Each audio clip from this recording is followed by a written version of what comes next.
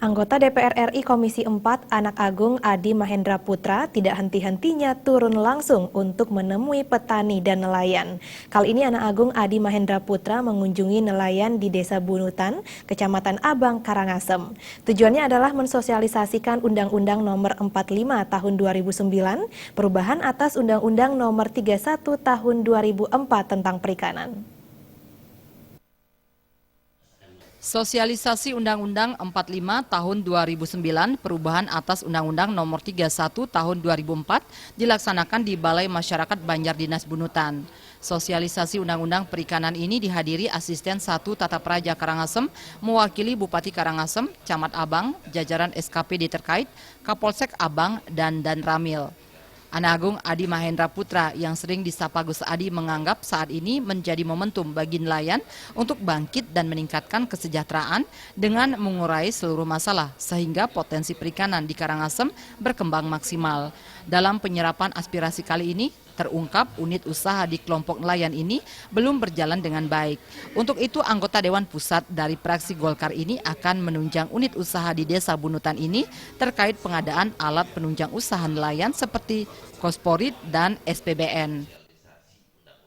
Bisa meningkat. Nah, Astungkare dari sosialisasi itu kita juga bisa menangkap ternyata di daerah ini ada satu klausul dalam sub undang-undang itu yaitu ya unit usahanya ternyata dari penyerapan aspirasi juga belum terjalan dengan baik. Jadi unit usaha ini pun kita akan tunjang bagaimana pemberdayaan masyarakat nelayan ini yaitu terkait dengan pengadaan alat penunjang usaha itu. Contohnya Kostorit. Sudah itu yang kedua adalah SPDN. Nah ini perlu ini. Kalau tanpa adanya dua hal ini, bagaimana kita berbicara unit usaha yang baik? Bagaimana kita berbicara peningkatan kesejahteraan nelayan? Anggota DPRD Karangasem Idewayan Sutejawati berterima kasih kepada Gus Adi yang meluangkan waktunya untuk mensosialisasikan Undang-Undang Perikanan.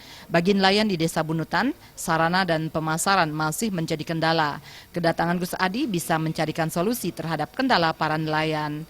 Dan kami sebetulnya menyampaikan banyak terima kasih ya kepada Pak Agung. Sudah beliau datang ke sini untuk menyerap aspirasi masyarakat nelayan khususnya.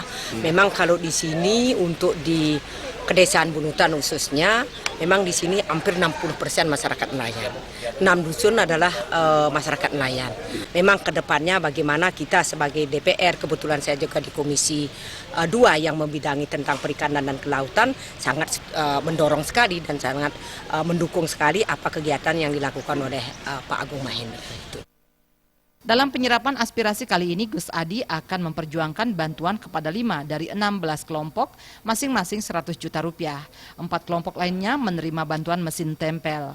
Gus Adi juga meninjau SPBN yang mangkrak dan PPI yang tidak beroperasi.